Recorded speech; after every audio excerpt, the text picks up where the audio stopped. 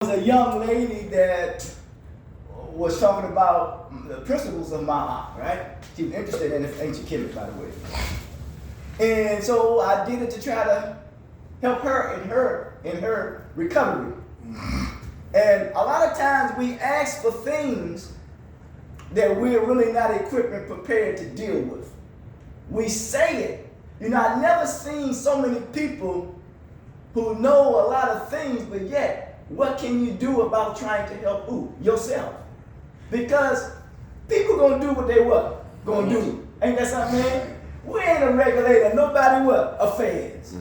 Everybody regulate their what? Their own affairs. For me, the highest form of peace is self-governance. Our man Zeus said you can teach people other languages, but you can't teach them how to govern. That they must learn for themselves. So we remember, if our lives become unmanageable and uncontrollable, that means we're unable to govern our what? Our lives. That means that the penal system will help give you the structure that you need, or something else will help give you the structure that you need. Because obviously there's something going on with structure. And not only that, is that a lot of people have what we call relationships problems. I ain't talking about relationship with anyone else, but the relationship that they have with who? Themselves. Ain't that something, man? And then what happened is that people use something as a term called spiritual bypassing, which means they tap into something that is outside of themselves. Because it's difficult for them to deal with this what? With this reality. This is where I put it called spiritual bypassing. So, and then therefore unable to deal with this reality, they will take something outside to help them to try to escape it. Because of the pain. Does that make sense to you? Yeah. Because there's a lot of people that are very delusional out there. Trust me. And the delusion is getting worse. Trust me, man. It's getting worse because I realize that people want attention, but they want the wrong type of attention. They need doctor attention. Seriously, they really do, really do. So we want to look at something this wise. I did a presentation called Balanced Determinism, Batten Down the Hatches, All Hands on Deck. And these three things keep sticking out with me. Healing, psychological, and social wounds. Because we have to deal from the social wounds. Because what I realized that social stress leads to mental pain, and mental pain leads to physical harm. Help me with this here now. Because we are naturally social what? Beings. We actually want to interact and really get along. But sometimes, man, we go out of our way to be different just to be different. And we're automatically what? Different.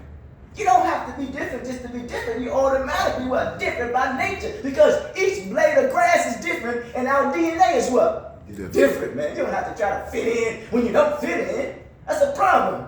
And excuse my language, motherfuckers will set you up because you want to be a part of them. They say, come on in, come on in, come on in. And next thing you know, that motherfucker wind up what? Setting you up. Because they see that you are dependent on trying to fit in on what they are doing. Ain't that some shit, man? Yes. So we don't have to try to be different just to be different. So we want to heal from the psychological wounds. Now, I often say that we live in a word-oppressive environment. When people say sticks and stones will break your bones, but words will never hurt. Words do hurt. Boy, you question. Man, hey, we all bad words in there, don't we, man? Yeah. Sticks and stones sometimes. Hey, that shit, man, we on something, boy. We on something. Now, when we say sticks and stones, one thing I realized about a stick can point the way, ain't it, man? Yeah. Anything can point the way, but we don't want to go in the wrong direction. We don't want to deviate from the path. When I mean deviate from the path, that means we don't want to participate in the teaching Islamic teaching. They call it mischief. You know what I'm saying? Mischief. And you know the movie The Little Rascals, they was always in the what? They was always in the mischief. So, and what happened is that when we were doing it at a younger age, trying to find ourselves, and then now we become older, we're still participating in that same childish what? Behavior or mischief or ways. Ain't that something, man? So we want to break that. That's why it says healing psychological and social wounds. And you know, and I'm not trying to use this inappropriately, like when the dog, you tell the dog to heel. Like, no, like, be still. Now, you know, if you was in the military would say, attention, right? Then they would say what? At ease. At ease. Huh? But when you look at the military, that they are in a formation. And they are in a formation. When you look at the word formation, it's called information. Ain't that something, man? That they are in formation to receive their what? Their marching orders. Ain't that something, man? So now we can stand attention and calm down because we want to receive our what? Marching orders today. Now, healing psychological and social wounds. Now we want to reclaim culture and spiritual identity. And I ain't talking about anything that's spooked out. I'm talking about anything that remains in its natural form or natural state is spiritual. Ain't that something? That's why a certain religion says you come into it what? Naturally. That means nobody can force you to do what? Nothing. That's the problem. Somebody always trying to force something in you. God damn it, when you trying to feed a child and they don't like what it's feeding, you say, huh? Because they don't like it. You can't force nobody. Remember, slavery was what? It was forced on us. Ain't that something, man? And when something is forced on you, you're not prepared, equipped, and ready to deal with that which has been forced on you. Ain't that something? That means people become very what? Aggressive. Ain't that, man? And you have to protect yourself when somebody's what? Coming what? Aggressive at you. Ain't that, man? See, we know about stick-up artists. If y'all know, I ain't trying to say y'all know that. But stick-up, man, he don't want attention, do he, man? He want to make sure you get close as he can, what? So when he get close again, he what? He got you. He got you. Ain't that something, man? Shit. Now, we want to reclaim culture. Remember, culture. Dr. Sismo says that you have to take a very serious look at culture when it becomes destructive. Anything in our life, we have to take a very serious look at it when it becomes what? Destructive, man. That means shit got to change. And Imam Muhammad made it clear. He says that which is healing us is resistance to change. Ain't that some shit? Don't seasons change? Mm-hmm. Don't your body change? Don't age change? Don't you change? Why don't you want to what? You get in line of what's going on what? Naturally. It's what? It's the change. We got to change our thinking, change our attitude, and change our behavior. Because what brought us and put us in the situation that we're in is our thinking, our attitude, and our behavior. Am I right about it? Yes, sir. Oh, good. Here we go. Prove on. I appreciate that. Let's move on. Because Elijah Muhammad said this. He said that vision stems from the source of your thinking. God damn, that makes sense. Because what you envision for yourself, how you see yourself. And that's why I always try to get people to face their difficulties. I encourage you to face your difficulties. Because when you face your difficulties, you change the perception of how you see yourself, and you change the perception of how you see yourself in the world. Ain't that shit? That's how you gotta face your difficulties. Because you can overcome it. You need to tell me all that you have been through in life. And to this point in your life, you some difficult shit, wasn't it, man? But what you do, you overcame it, didn't you, man? And we still don't overcome it, but we have to do it on a what? On a consistent basis. Right or wrong? Be consistent now. It says a roadmap of unity, reliance, and community empowerment. What is known about the African Americans? You know what is known about the African Americans? Is that we're known for our resilience. Yeah, we do. And we fought against psychological oppression. What happened is that now our resilience, we're doing it too much that we're fighting against what? Each other. Oh, you want it. That's right. And that's what's happening. See, we won't even recognize something or someone is in our disposal, in our presence. Because when I see you, I see the potential that is in you. And when I see the potential that is in each and every one of you all, I try to cultivate that potential. Ain't that something, man? You got to cultivate it. African, they call it the African cultural system. That means you have to cultivate. That means you have to do the what? Do the work. Huh? They ain't gonna happen overnight. They ain't gonna happen like hocus pocus. Only in the movies. Ain't that some shit? And they call Walt Disney the father of animation. Ain't that something, man? One thing I realized about cartoons, man, in real life. Cartoons, you die, you come back. In real life, you die, you ain't what? You ain't coming back. Ain't no coming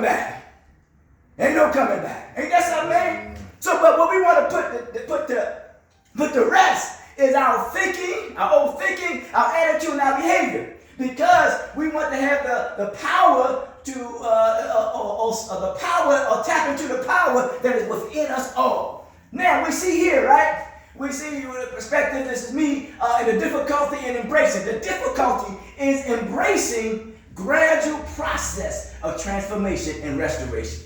That's the difficulty in. Because we think shit is going to happen what? Overnight. It's a gradual process. Can we prove it? When the sperm mixed with ovum, and then that thing started to change and evolve, and that thing started to turn around and position themselves and try to come out through the mother womb, right? But that was a what? A process, wasn't it, man? It didn't happen what? Overnight. It was gradual. You all don't know, man, that you are in a position where you must embrace the gradual process for your change. That makes sense to you?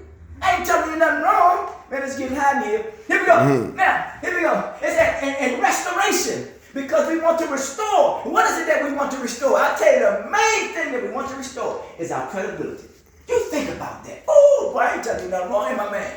Our credibility, man, because far too many times we have ran up a debt, and we have to pay that debt.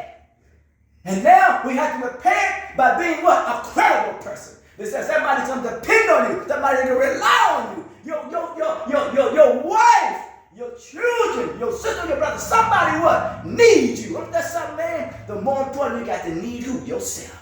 Ain't that something? I'm talking about the best part of you. The best part of you. It's crying out. It's a dangerous thing when you have not yet seen who you are. And then when you see that person that you never saw before, it will scare the hell out of you because you never seen him before. But when you see him and you know that's me, you will embrace it and you will love what you see. Ain't that something, man? Oh, man. Here we go. The transformation restoration is rooted in the psychological social resistance. Resisting what? Transition. Because after you transform, you transition. The space between before and after the transformation resisted from several key factors. Let's move on here. All right. Discomfort. This is what we're dealing with. Discomfort. What is the discomfort? The discomfort with the what? The unknown. Ain't that something, man? You know, in this culture, in this society, that what we call white Americans, we know white and black, that's just something conceptual. That's not a biological fact. Somebody came up that way in their mind. Because you can tell the collective psychology of one's mentality about what they produce. Boy, them boys be working some games, don't they, man? Here we go. It feels the unknown, right? The unknown. Transition represents a shift from the familiar to the what? Unfamiliar. Ain't that something, man? What you doing, because what you have been doing, and you ain't doing it no more. And once you start doing what you have not been doing, it becomes unfamiliar. And you become what? Scared. What the hell are you scared of? You know, if you ever knocked somebody out, you wasn't scared. When you ever broke someone, you wasn't scared. But what are you scared about changing your life around now? What's going on with you? Don't be scared of that.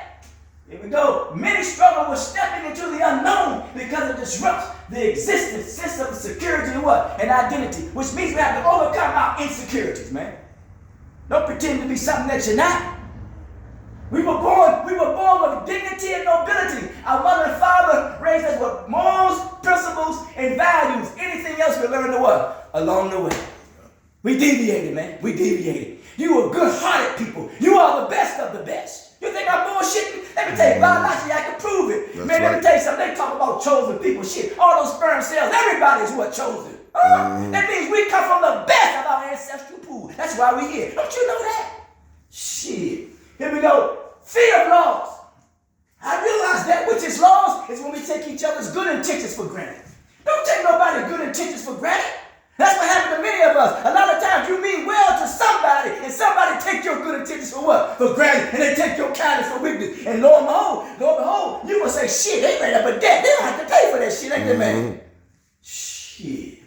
Here we go now. Before transformation, people are attached to their what? Old ways. Ain't that something, man? You gotta let it go. Because there's an Eastern philosophy that said that the source of all conflict is attachment. You gotta what? You gotta let it go. Ain't that something, man? Now, the old ways, even if those ways are harmful, letting go of the past identities, habits, and beliefs can feel like losing a part of what? Of yourself. Man, fuck that shit. That old reputation I had, that shit is what? Gone. It's gone. Man, shit, I can't put new wine in old wineskin. That shit is gone, man. Ain't got nothing to prove to you. There was a story about a young guy, an old guy was getting out of jail, and the young guy wanted to test him, right? To try to keep him back from getting out, right? The old guy said, man, I ain't paying him no mind. I already made a reputation for what? For myself. I ain't got nothing to prove to you. You know, as an old religion saying, Satan, get me what? Get behind me. But now, internal conflict, right? The internal. That shit was going on the what? On the inside. We still on there. That was just on the inside because we look at the word conflict. Look at the word. It's like you're trying to con a flick or con an image of how you want people to see you. And that's not you. Ain't that something, man? You conflict. You create an image. That's not who? That's not you. And you're trying to con that flick. Ain't that something, man? In between, well, there we go. A phase is often marked by what? Confusion, doubt, and frustration. Ain't that something? Doubt. Man, you don't doubt yourself, man. Mm-hmm. There was a teaching of a group of people. They call it some type of esoteric knowledge. We get into that. That's some mystery. That's when you tell people cheap. Hidden knowledge. They know certain things. That which they know. They make people depend on them to come to them for what which they know. And they are living in error. And therefore they create an environment of doubt. Ain't that something, man? Look at this society. Yeah, they living in error. And they create an environment of doubt. When you start to doubt who? Yourself. And when you start to doubt yourself, your ability, your confidence, you go and depend on them and you hope that they will give it to you. And when they ain't going to give it to you because they living in error themselves and they just plug the hell out of here. This is the society in which we live. I ain't telling you nothing wrong. I don't know what's going on with me right now, but I'm coming at you. Here we go. The conflict fades often marked by confusion and frustration because I realize an unfulfilled expectation leads to frustration. You didn't know. Boy, you didn't know. When I was walking out there, boy, I was in the ring. I'm in the ring now. Man, I was fired up this. I don't know what's going on, but I'm ready for you. I'm ready for you. Trust me. Here we go. And I ain't just saying that. Listen, I live life to express, not to impress. Trust me. Confusion or frustration. Unfulfilled expectation leads to frustration. And behind it is a spirit of deception. Ooh, boy. Boy, be aware of those who come like sheep. Come like what? Dressed in what? Wolf clothes. Oh, God Almighty. Ooh, boy. One thing I realized about a wolf, you think that he's showing his teeth. You think that motherfucker snarling at you. That motherfucker growling at your ass, ready to tear your ass up. There was a story about the sheep and the wolf. And the sheep said, listen, man, I know we own species or something. He said, I know we both animals, but I don't see species or something, he said. You know, he tried to make friends with the wolf. The wolf said, this motherfucker's crazy. Oh, you know, he's my natural enemy. I'm going to tear his ass up. Ain't that something? That means that some people you should interact with. Some thoughts you shouldn't have, you should entertain. Talking about, man, I'm serious. And some people you shouldn't be around. Ain't that some shit, man? So what you was saying, you was trying to manipulate? Yes, man, I'm telling you, boy. Ooh, boy, they working that magic on you. Ooh. You know? But this is where individuals struggle with what? With conflicting desires. Because if you're able to control your desires, somebody will control them what? For you. Ain't that something, man? Ooh, boy. The pool of their past. Here we go. It said the pool of your past, or the pool of their past, listen, this is what you're struggling. The pool of your past and the call of your future. Are they struggling, man? Your future is calling you. Say, come. But your past say, no. Boy, you got to let go of your old thinking. You got to let go of your past in order for you to move forward to have a brighter future. Because it's known that the best way to predict your future is, goddamn it, you got to create it for yourself. Ain't that something, man? Whew, boy. Societal expectations. Now, I'm supposed to do a presentation on this next Sunday about societal expectations. The pressure of society they put on us. The pressure of parenting, community, all of us, of culture, all that shit put expectations. And you can't live up to nobody else's standards. You got to live up to your what? Your own standards, boy. 7, external pressures can make transition difficult. Society often defines people based on their past. They place stigmas on you. Huh? We ain't in the business here. We ain't in the business placing what? No stigmas on you. Yeah, no labels here. Because it's more than you and me to what? Yeah, you want it, man. You want it. And don't put no stigmas on your what? On yourself. Yeah. External pressure make transition difficult. Society often defines people based on their past, making it hard for them to break free of labels and what? And expectations, man. Shoot, I don't care what you'll say. I know somebody demands certain things, but sometimes your wife, your brother, your husband, whatever they may want you to be something that they never had. And then they will put that pressure on you. Say, for example, they may not have a father. And the next thing you know, a man comes and they want you to be the father. And you ain't nothing but the husband. Huh? That means you're out of what? Out of order. Because you can't live up to what? To nobody's expectation. I never seen it. I ain't talking about nobody. I'm really not. I know some women say, they say, well, I want an emotionally stable man. But goddamn it, you ain't emotionally stable. Huh? They playing some games on you, man. Let's get this shit right. Let's call it what it is. They're playing games, man. Let me tell you something. You ain't nothing to be playing with. The fuck, you don't let nobody play with you. We ain't no toy. The minister based on that past make it hard for them to break free of labels and expectations. And now we get into transformation part. Transformation. Transformation as a process, not an event. This ain't no show. What are you talking about? This ain't no show. You know, how you say it? Show business, show business. Farrakhan never said it better. He said he said black people in the show, white people in the business. What the fuck? This Ringling Brothers, Barney Burley suckers? Huh? What is a clown show? It's a horse and pony show? A donkey show, whatever it is. I ain't never seen so many clowns out here all my motherfucking life. And they getting money, man. Fuck that shit. I shouldn't say it like that, but I'm fat. I understand where you at, Mr. P. I understand exactly where you at. Huh? I understand. Yeah, man. I'm glad I'm receiving every bit of it. Yeah. The process is not an event. Restoration is not instant. It requires continuous effort, self-reflecting and learning. Many people expect immediate results and become discouraged when process is slow. Ain't that something? Don't get discouraged because the process is happening what? Not at the pace that you want it to happen, right? It's going slow, huh? Yeah. Go through the process, man, and enjoy each accomplishment that you make through this process. Ain't that something, man? Embrace it, man. Don't let your brother, your sister, your mother, your father, don't let them force you or push you to go faster. Then you are not willing to go because you're not equipped and prepared to do so. Because a lot of times we jump out there and we think we're ready and we what? We're not. And we're not ready. Huh? Not. Don't move too fast. When you don't move too fast, you save your own ass. Here we go. You go on that way. I like that. Before transformation, past mistake, the weight of present legacy. Let's look at the word legacy. What do you see in the word legacy? Leg. That's right. You always got to have a leg to what? Oh boy, we have a hell of imagination. But we have to have the power to execute that imagination, that which we have. And the way to do it is we got to have a deep conviction about ourselves and be able to stand on our own merit and our own 2 feet. Ain't that something, man? Whoa! When you look at a child, when it's trying to walk, it wants to stand on its what?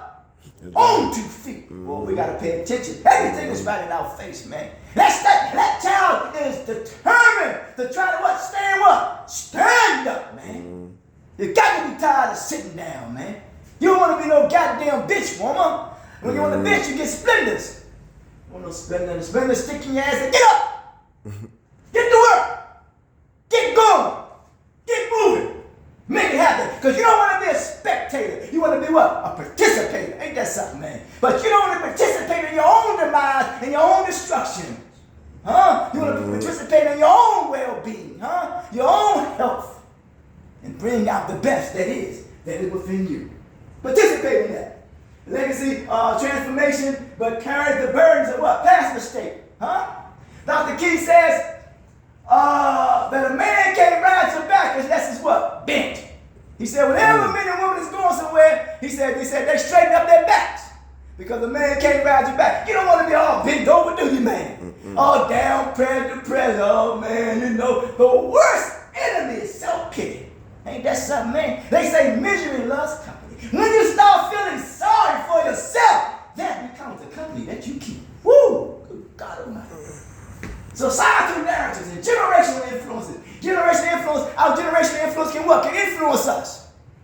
You know what happened in the past? And mother, father, sister, and brothers. I don't know, because you look at the word generational, it's something that is generating. Huh, man? Generating. And that's what generating create influence, momentum. Yeah, momentum. After transformation, there is a new what? Responsibility to what? Uphold. That's what you do. After you transform, after you get clean, there is a new responsibility that you need to what? Uphold. You need to uphold, man. You need to uphold. Then we go growth and maintain integrity. And then we got resistance to accountability, and that's what we're running from. Resistance to accountability. When you open up a bank what? Account. You go to the counter, they check the ledger. They see what you put in. If you try to take something out, you can't take out what you did not what? Put in. There we go. So we got to do the work. The true transformation requires acknowledging past shortcomings, making amends. Many resist this step because it demands vulnerability and responsibility. In essence, the transformation phase is where the battle happens between who one was, what they are becoming, Okay. and who they are meant to be. Oh, let me repeat that. In essence, the transformation phase is where the battle happens between, anytime between is strong, between who one was in the past, who they are becoming on a continual basis, and who they are what? Meant to be. Ain't that something, man? Mm-hmm. It is the bridge between persecuted minority and the privileged majority, because brokenness and wholeness between despair and redemption. This is why the transition is so difficult. It is the proving ground where people either regress, go backwards, or they what? Or they rise. And you know that the cream always rises to the what? To the top. Ain't you the cream of the crop?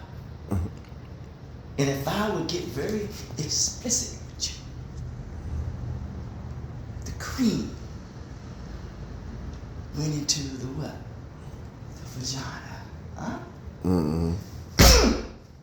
Mixed with other cream inside of that. Because it had to be ovulating at the right time. I'm no biologist, you use your imagination. But that cream hit at the right time. And with all those other sperm cells, it was fighting because it wanted to be here. It wanted to rise to the what? Top. Don't you want to rise to the top? Huh? I welcome you to keep rising to the top. We'll take a break and we'll come on back. Thank you. We're getting to the end. Yeah. That's a good one.